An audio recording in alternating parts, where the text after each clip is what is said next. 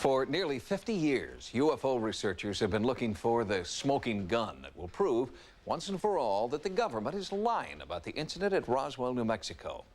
And now, sightings correspondent Carla Wohl reports that newly discovered film of a bizarre autopsy is adding fuel to the Roswell fire. Since January 1995, the hottest news on the World Wide Web of UFO devotees is this photo, allegedly an extraterrestrial from the Roswell crash site being autopsied by the U.S. military. It's the UFO story of the decade. This is an injury, and that deep wound is consistent with high-temperature burns. If this is truly genuine, then it becomes the focus of worldwide recognition that indeed our planet's being visited, that indeed governments have known for 48 years and haven't told us. The world will never be the same again. Rumors of a Roswell autopsy film go back to 1993. London music promoter Ray Santilli told Bufora, the British UFO Research Association, that he had unearthed a bizarre 16mm movie in a private film vault. Ray Santilli said, I have got my hands on some material. I know nothing about Roswell, but I'm being told by the man who sold this to me that he was in fact a military cameraman with the United States military back in 1947. And he said that this was the official record, US government record, of an event which occurred there, i.e. a crashed UFO and the recovery of aliens and, of course, that debris. Kent Jeffrey is the author of the Roswell Declaration, a petition calling for the declassification of all government documents on Roswell. He eagerly anticipated the release of the autopsy film. When I first heard about the film, I was very hopeful.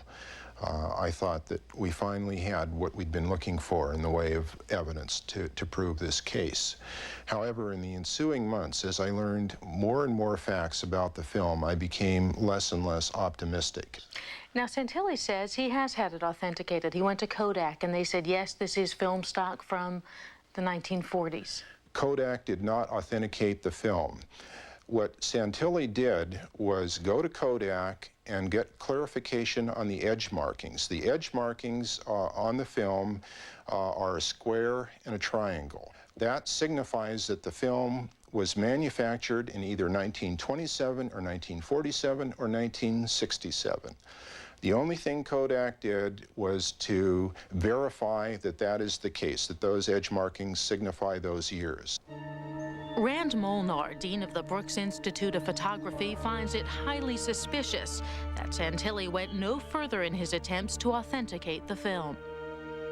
If this were a legitimate film with historical value, then I would think he would take every measure possible to try to get this authenticated.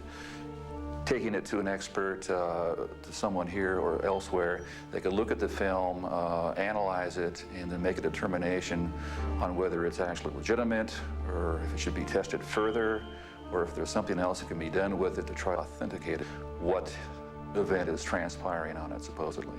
The dissemination of information from Ray Santilli in London is extremely unorthodox.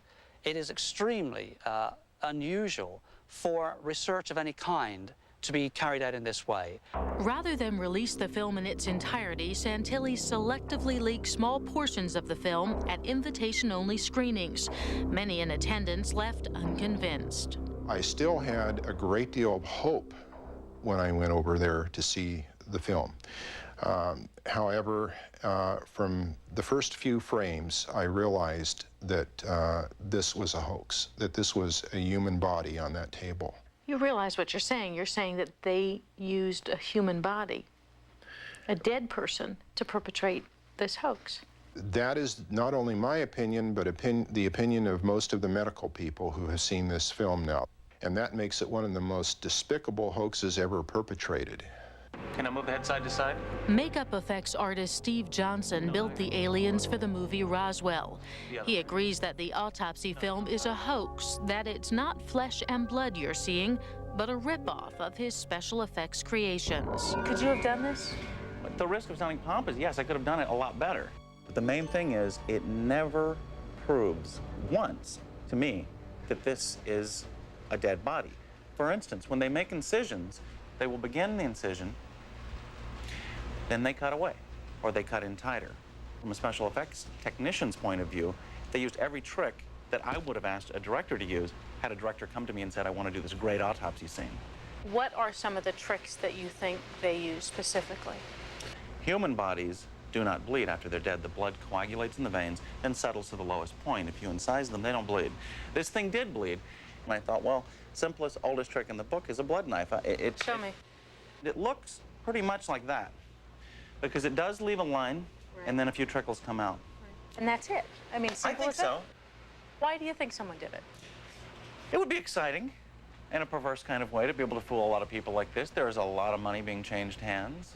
In fact, Santilli has profited from the autopsy film. He's reportedly signed six-figure deals with American, French, and Japanese television networks.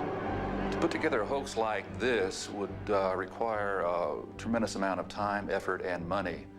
Certainly the Roswell incident is one of the better documented UFO incidents, so this would be a likely candidate other than some obscure thing. Many ufologists worry that the flap over Santilli's film is obscuring the real story of Roswell. UFO researcher Clifford Stone gave me a tour of the old Roswell military base. This was known as Hangar 84. In July of 1947, this building right here housed a secret that the United States government didn't want to talk about. As a matter of fact, I would state that they considered that secret so sensitive that it was rated higher than even the hydrogen bomb. According to Stone, while the autopsy film may be a hoax, the recovery of aliens is not. Bodies were seen by many people, including some credible military witnesses. Among those propounding a theory of government cover-up is Walter Haut, the former Air Force lieutenant who was ordered to write the Roswell press release stating the UFO was a weather balloon. I feel very, very sincerely that it was a cover-up. It was a way of burying something. I guess that's the easiest word to use. Could Ray Santilli be just another unwitting pawn in a Roswell disinformation campaign? Disinformation is not a word that a lot of people like. It implies our own government is putting out false stories. Gee, really? Could they do that? Yes. One of the things that you normally do in the intelligence community, all kinds everywhere, if some truth leaks out that you don't want leaked out, you flood the market with garbage. Then there's no way to separate out. Do you hope that there is another film or some other evidence out there to prove that Roswell did in fact happen? I certainly do, and I think it's a real possibility. And we are working very hard on trying to find any individuals who might have such evidence or who may have even just participated and now be willing to talk so that this information can be shared with the rest of the world. Nearly everyone who's studied the Roswell autopsy film is convinced that it's a hoax. But Ray Santilli, the owner of the film, stands by its authenticity. Next, a story of life-saving ancient knowledge, hidden prophecies, and the secrets of sacred sites. Every week, we bring you videos that uncover the wisdom of the past and how it shapes the future. Please click the subscribe button if you're fascinated by mysteries, ancient wisdom, and the unexplained. Subscribe today and join a community of seekers who crave answers beyond the ordinary. Your support means everything. Join us as we explore the secrets of our world.